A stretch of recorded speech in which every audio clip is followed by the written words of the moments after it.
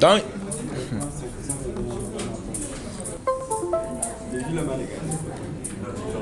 voilà. Donc, le matin, nous avons parlé de quoi déjà? Equals et equals in no case, n'est-ce pas? Pour vérifier le contenu d'une variable de type string. Et ensemble aussi, nous avons vu comment on peut réimplémenter, ou bien redéfinir plutôt, la méthode equals pour nos propres classes. N'est-ce pas? Ok. Maintenant, on va voir l'utilisation aussi de compare to et compare to ignore case. D'accord? À la différence de equals qui retourne un booléen si le contenu est le même pour deux objets différents. Compare to maintenant va retourner un nombre 0 si le contenu est le même et un nombre négatif si ce n'est pas le même et un nombre positif si l'objet appelant est supérieur à l'objet en paramètre.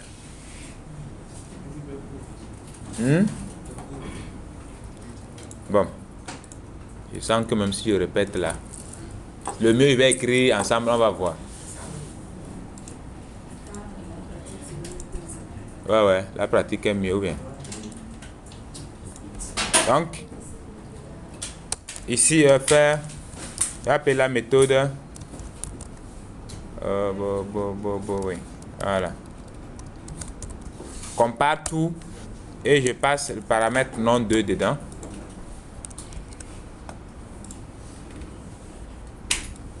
Ouais, ça retourne 32. Le nombre que ça retourne n'est pas fixe. D'accord? Donc, je dis, ça retourne un nombre positif si l'appelant, d'accord, est supérieur au paramètre passé à la méthode. Donc, ce qu'on passe entre parenthèses, d'accord, à la méthode, bon, on l'appelle paramètre, mais le nom le plus approprié, c'est l'argument. D'accord? Donc, l'argument de la méthode et l'objet qui appelle la méthode. Donc, l'objet qui appelle la méthode ici, c'est non 1, n'est-ce pas? Et l'objet en argument de la méthode, c'est non 2. Maintenant, ça nous a retourné 32. Si je mets par exemple plutôt non 1 ici, plutôt non 2 et non 1, là, ça nous retourne un nombre négatif. D'accord? Maintenant, c'est à vous de savoir, c'est à vous de vous fixer un repère. D'accord? Pour voir si votre repère sera l'argument ou bien l'objet qui appelle. Maintenant, si moi je me base plutôt sur l'objet appelant, d'accord, vous allez constater que quand l'objet appelant, d'accord, est supérieur à l'objet appelé, c'est-à-dire à l'objet en argument de la méthode, vous aurez un nombre positif. Maintenant, si l'objet qui appelle la méthode est inférieur à l'objet en paramètre ou bien en argument de la méthode, d'accord, là, ça retourne un nombre négatif. Maintenant, si ce sont les mêmes, c'est-à-dire si ici, par exemple, j'ai plutôt A, d'accord, donc des deux côtés, on a AA, ça retourne 0. Là, il y a égalité. Oui. C'est ça, je dis, ce n'est pas un nombre fixe. Ce sont des... C'est ça, je dis, c'est un nombre hasard. L'essentiel, ce que vous devez retenir, c'est un nombre positif ou négatif ou 0. Ici, par exemple...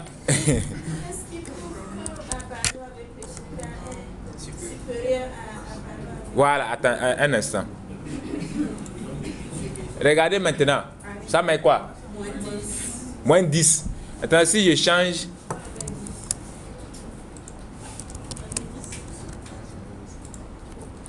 Donc, en fait, c'est la positivité. Vous ne vous concentrez pas sur le nombre retourné. Regardez seulement le nombre retourné. Est-ce qu'il est négatif ou positif? D'accord? Maintenant, elle pose la question de savoir sur quelle base on sait qui vient avant qui. N'est-ce pas? Voilà. Selon la table des caractères, il y a un code unique. N'est-ce pas? La table des caractères, il y a un code pour chaque caractère, non? C'est en fonction de ça.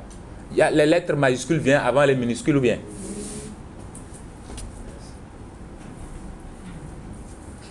Pas souvent de char 7. Donc c'est ça qui est utilisé. Donc, cette méthode, nous on peut aussi redéfinir cette méthode hein, à notre façon. D'accord? Donc quand on sera avec le compare tout et le comparator, on va redéfinir la méthode comme on veut. C'est bon? Là on va implémenter l'interface et maintenant on aura obligation de respecter le contrat de l'interface et le contrat de l'interface est de redéfinir maintenant la méthode compare tout. Oui. Monsieur, en fait, je voulais savoir si c'est par rapport au tableau des comparateurs que les facteurs sont envoyés les nombres par défaut. Les nombres par défaut. Quand on compare le nom 1 et nom 2 par rapport à chaque caractère qui est dans le tableau,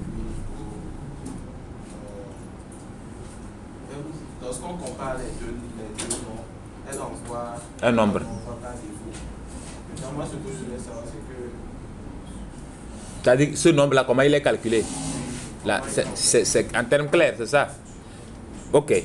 Personnellement, je n'aime pas chercher l'algorithme là.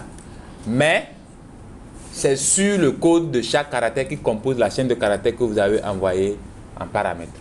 D'accord? Maintenant, si vous êtes intéressé par l'algorithme utilisé pour le calcul, ok, on va aller à la recherche. On se comprend, non? Ce que vous devez retenir, ici, on veut savoir si on veut classer, qui va venir avant l'autre.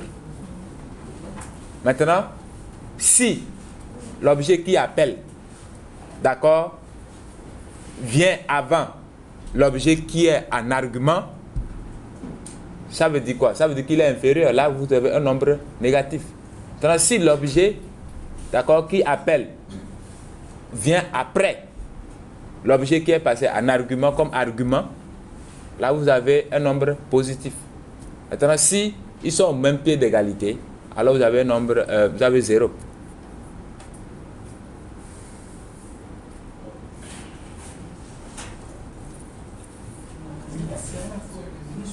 Oui.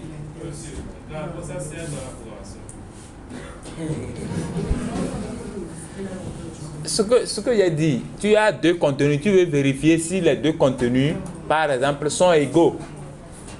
Par exemple, si on te dit de vérifier si deux étudiants sont ex-aequo, tu fais pas comment? En termes de notes, par exemple, de vérifier s'ils ont les mêmes notes, par exemple. Comme tu vas aller faire if else, n'est-ce pas, si la note de l'étudiant est égale à... Tu peux utiliser ça là. On se comprend? Ou soit tu utilises... Bon, je sais pas, hein, peut-être que vous avez... Il y a plusieurs façons de le faire, mais c'est aussi... Ça aussi, c'est une façon de faire. Très simple.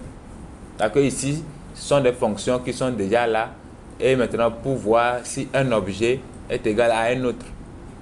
Or, quand vous prenez un objet, à l'intérieur de l'objet, vous avez plusieurs valeurs. C'est-à-dire plusieurs attributs avec leurs valeurs.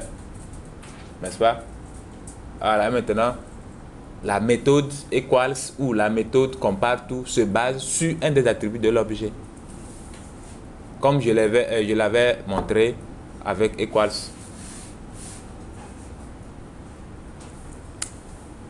Bon. Pour equals, je ne veux pas trop traîner ou bien faire des démonstrations parce que ça fait, je dis quoi, compare tout. On a tout un chapitre consacré à ça. C'est bon? Donc, ça respecte la casse. Le compare respecte la casse. Au cas où vous ne voulez pas respecter la casse, là vous allez utiliser quoi? Compare to ignore case. C'est bon? Ok. Donc en Java, il n'est pas nécessaire de déclarer une variable locale au début de la méthode. Donc la portée d'une variable locale commence au point où elle est déclarée et se termine à la fin de la méthode. C'est normal, non?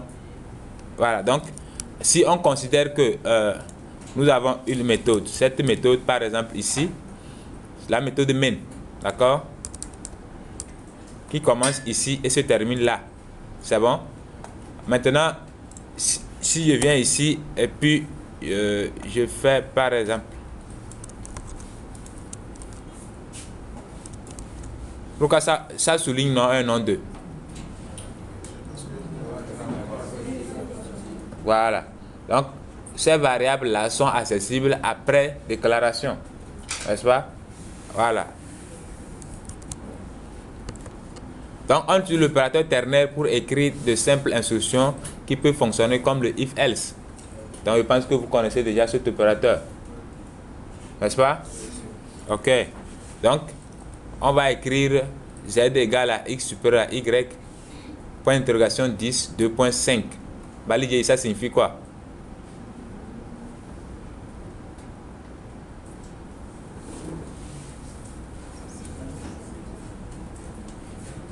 Baligé. Ton prénom c'est quoi? Déborah. Kabier. Perere.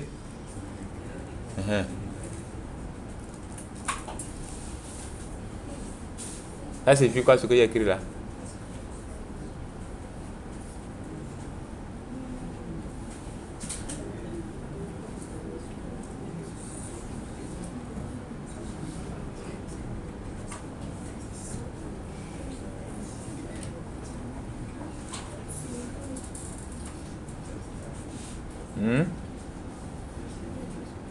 Teco. Ça signifie quoi ce que j'ai écrit là?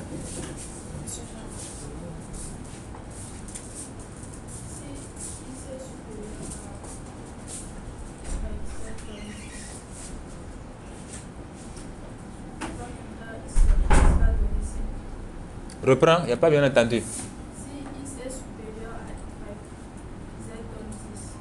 z donne 10. Z donne. Z prend la valeur 10.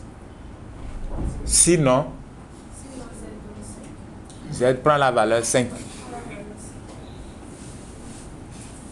Tout le monde a compris? Ah, vous avez fait ça en PHP? Ah, ok. Et vous faites comme si c'était la première fois que vous voyez ça. Kondo? Tu as compris? Hein? Pardon? Tu as compris ce qu'elle a dit? Donc, ce que j'ai écrit ici, tu n'as pas compris. Ce qu'il y a écrit là, tu n'as pas compris. Hein?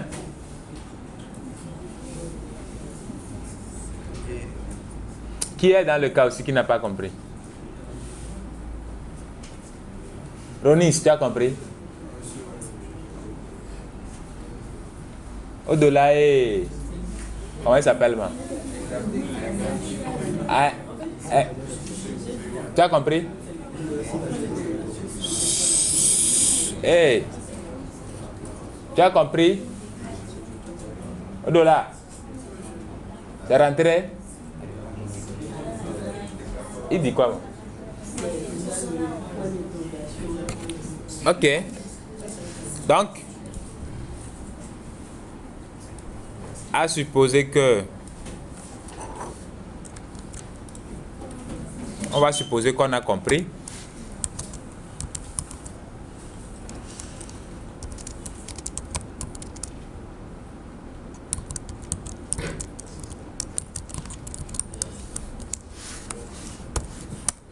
Donc, scanner, CL égale à new scanner. Donc, par exemple, je demande. Qu'est-ce que j'ai fait déjà?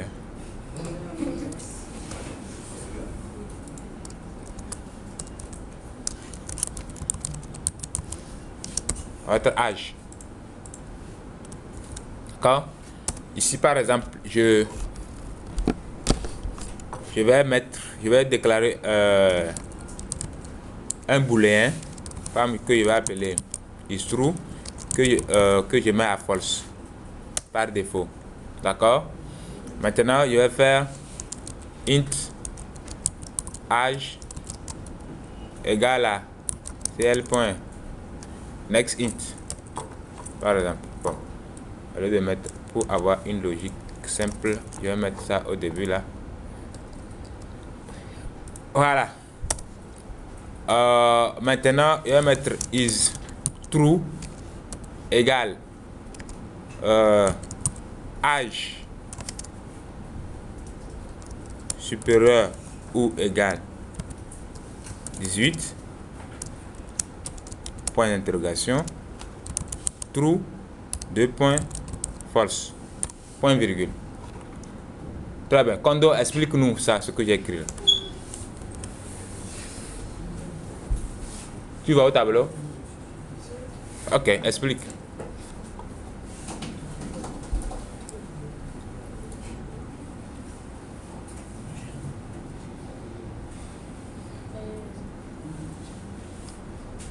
Ici, vous avez écrit ici, âge supérieur ou égal à 18 ans et la condition est vraie. Sinon, si le faux. Et comment je saurai si elle est vraie ou fausse? Bon, si l'âge, oui, si l'âge est supérieur ou égal à 18, c'est que la condition est vraie. Sinon, elle est fausse, n'est-ce pas? Ok. Peut-être que c'est parce que j'ai utilisé. Bon, tu peux parfaitement avoir raison aussi. Et en temps normal, tu as raison. Maintenant, je vais faire comme ceci. Et puis, je mets 1, 0.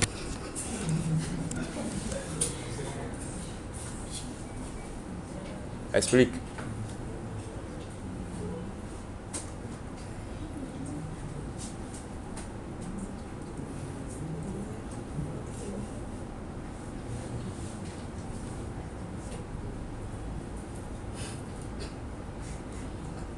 Oui, vas-y. Je sais pas si j'ai compris. Donc si âge est supérieur ou égal à 18. H. Ah, ok, oui, H, oui. Est supérieur ou égal à 18, oui. N est égal à 1, sinon N est égal à 0. Voilà. C'est ce que je voulais que tu dises.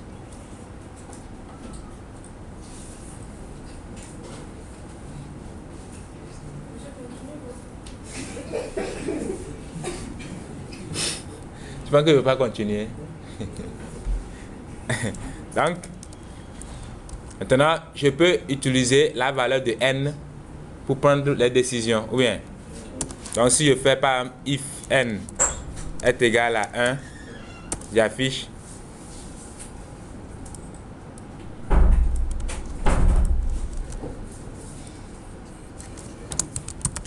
majeur, else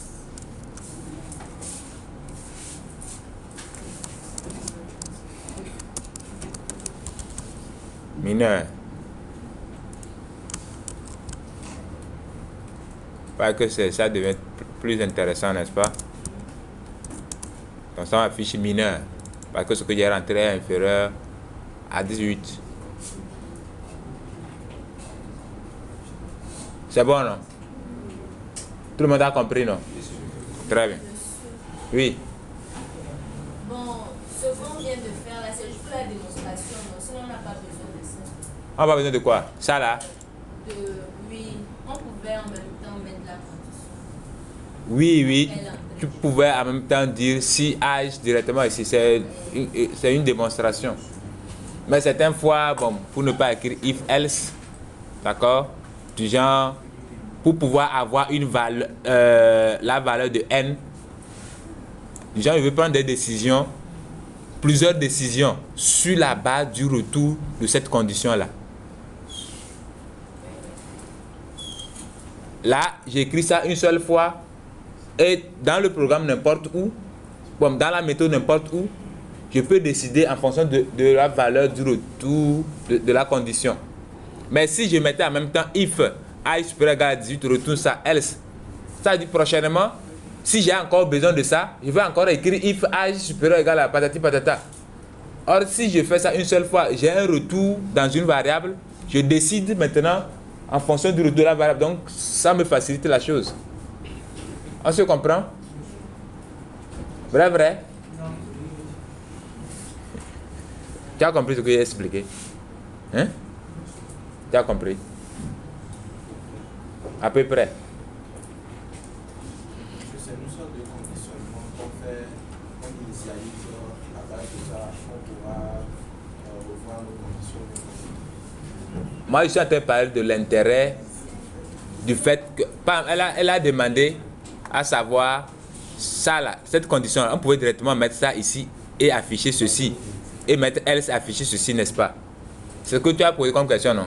Voilà, et je dis oui, sauf que ça ne nous facilite pas la vie. Maintenant, si prochainement par exemple, dans la même méthode, dans la même méthode, je dois décider quelque part si tu dois avoir accès à une ressource en fonction de ton âge, si tu es majeur ou non. Qu'est-ce que je vais écrire? Je vais encore réécrire if âge supérieur à temps. Et faire sinon encore. Or, quand j'écris ça une seule fois comme ça, dès que quelqu'un rate son âge, j'ai une valeur spécifique dans n. Soit c'est 0, soit c'est 1. Donc, arrivé quelque part, s'il veut décider, s'il est mineur, il peut faire là, il veut seulement if n égale à 0, je continue. Je ne vais plus revenir sur if âge supérieur ou égal à... Non, j'ai déjà décidé de son sort dans la variable n. Donc, soit je dis n égale à 1. Si n égale à 1, c'est qu'il est majeur. Si n égale à 0, c'est qu'il est mineur. Et puis, je continue, quoi. C'est simple. Ou bien? On pourra prendre ça, au lieu d'utiliser le if else, on pourra utiliser que ça. Bon, pas que ça, mais on pourra utiliser ça pour remplacer la version complète. On pourra faire comment? Est-ce qu'on peut utiliser cette méthode de temps en temps pour remplacer ce que if else? Puis, Je n'ai pas compris. Hein. Ça dit que les if else que j'ai écrit là, je remplace ça plutôt par ça. en fait, ce que je dis, c'est que Oui. est-ce qu'on pourra utiliser ça au lieu d'utiliser if else, on utilise que cette forme? Que cette forme? Oui, c'est possible.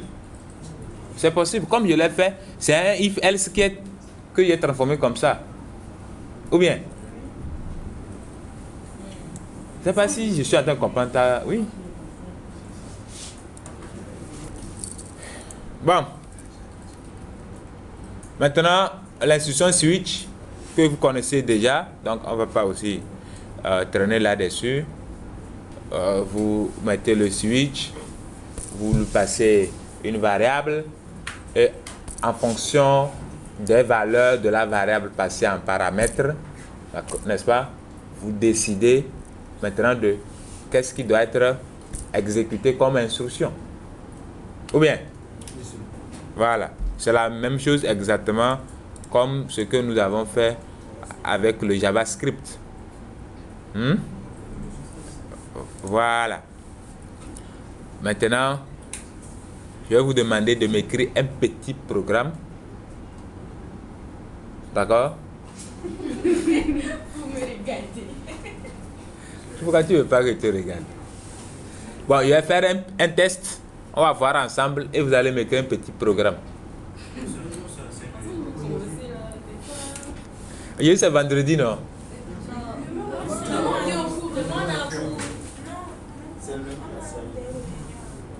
Des réunions. Réunion de... Hein? Avec les encadreurs. Quels sont ces encadreurs-là?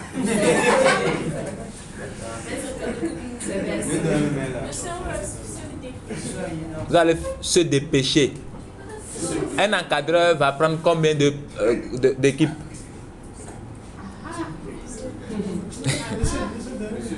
Ah bon? Ok, donc pour aujourd'hui, j'annule. On ne peut pas annuler. Tu as une équipe même. Là, un nouveau atterrisseur là. Bon, mettez-vous ensemble. Vous deux. Avec l'autre là. Comment il s'appelle, man?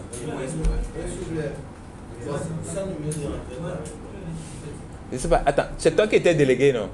Lui, il était quoi? Et vous deux avez vu votre filière.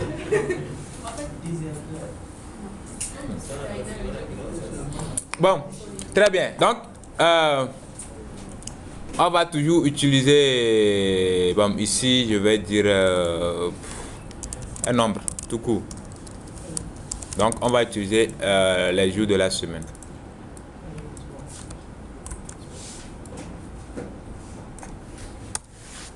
Et maintenant, je fais switch NBR, n'est-ce pas? Et maintenant, je vais mettre case 1, 2 points. Il faut m'afficher lundi. Je mets break, n'est-ce pas? Très bien. Donc, c'est la même chose. Il faut répéter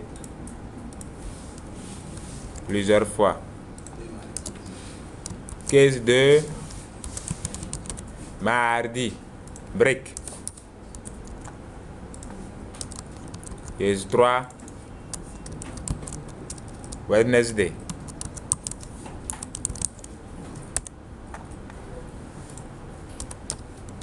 Ainsi de suite. 4. Bon, moi, je suppose que chez moi, les jours s'arrêtent à 4. Donc. Maintenant, je mets default 2 points.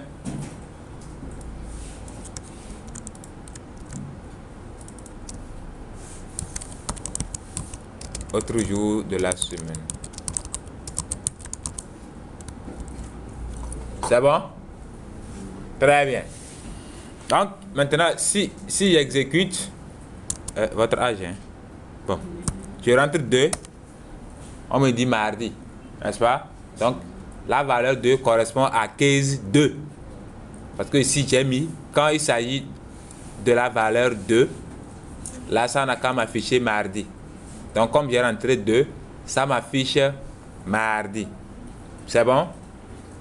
Très bien. Si c'est bon, rappelle-moi le nom. Sirou. Voilà. Maintenant, tu vas me répondre à cette question. J'enlève break ici. Oh. Je fais quoi même? Okay, très bien. J'enlève break ici. Et j'exécute. Je rentre, je saisis 2. Qu'est-ce qui sera affiché? Ça, la question c'est à Sirou.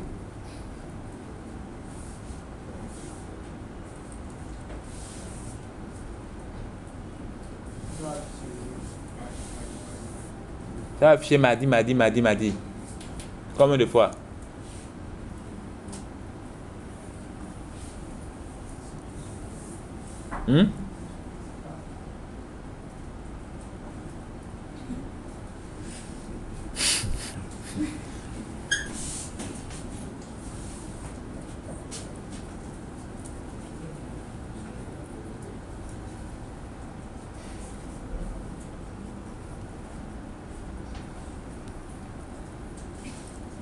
Qui est à côté de Faya là? Comment il s'appelle? Gabla. Ça va chez quoi? Une suite de mardi. Suite géométrique ou arithmétique? C'est géométrique ou arithmétique? Mardi. Combien de fois?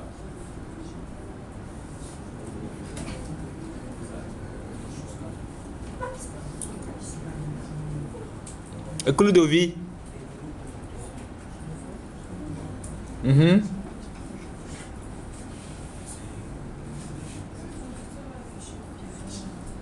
J'ai plusieurs mardis. Fodio Emmanuela.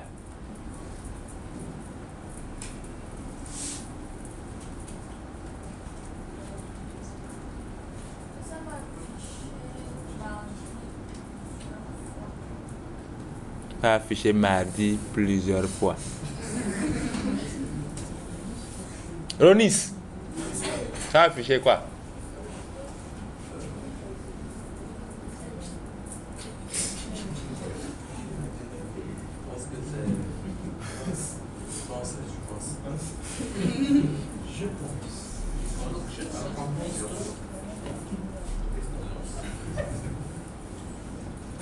Djeweli, tu as exécuté, ça donne quoi? Pas encore. Ça va afficher quoi alors? Maladie à l'infini.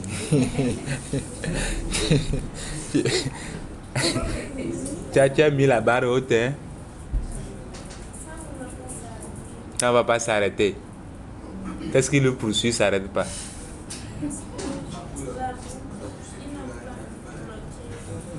Bloqué. Amène-nous les cales. Oui. Wilson. Ah non, j'ai dit Wilson. Non, c'est pas toi. Daté.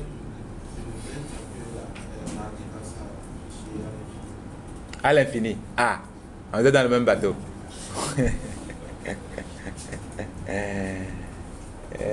Negban.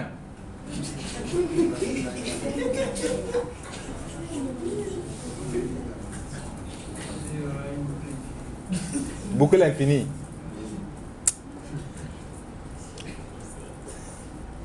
Oui.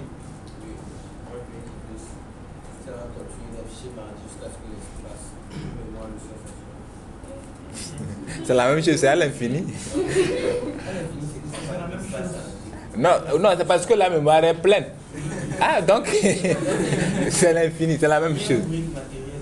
Brique matérielle. Ok, tu as raison, mais est-ce que c'est un brique matériel? C'est manque d'espace. Bon, qui voit ce qui va s'afficher? Oui. Et ça va afficher mardi, mercredi. Voilà.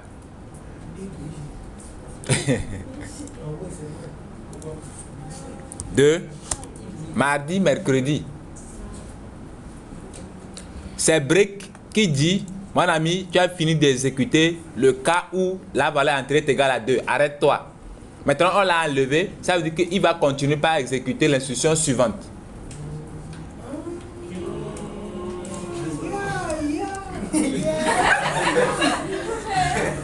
Maintenant, si j'enlève aussi le break qui vient après mercredi, voilà. Maintenant, si je saisis 2, ça va aller mardi, mercredi, jeudi.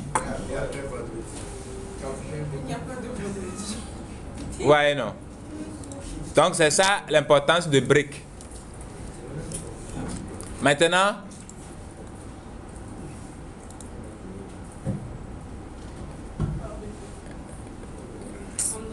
Condor, voilà, très bien. Je saisis 5. Qu'est-ce qui va être affiché? Regarde bien le programme.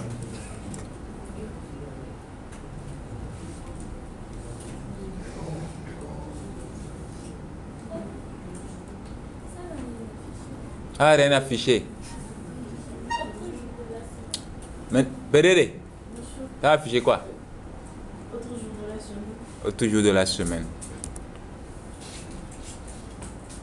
Jennifer, tu as compris pourquoi c'est autre jour de la semaine? Explique alors. Il y a le default. Voilà. Quand il n'y a aucune condition qui est respectée, on prend ce qui est dans default. Vous avez compris, non? Très bien. Je sens que vous comprenez très vite. Donc, maintenant le switch, quels sont les types de données que peut prendre le switch? D'accord, l'instruction switch évalue le switch expression qui peut être un byte, un short, un int, un char. Si vous utilisez Java 8 et plus, switch expression peut également être un string ou une énumération. Donc, ce n'est pas n'importe quel type de données que vous pouvez saisir dans le switch. D'accord?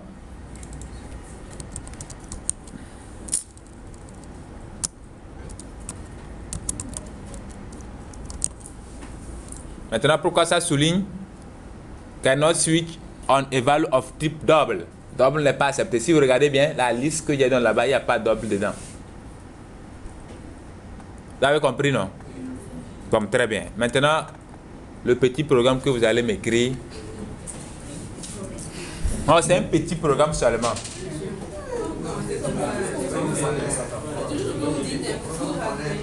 Oh.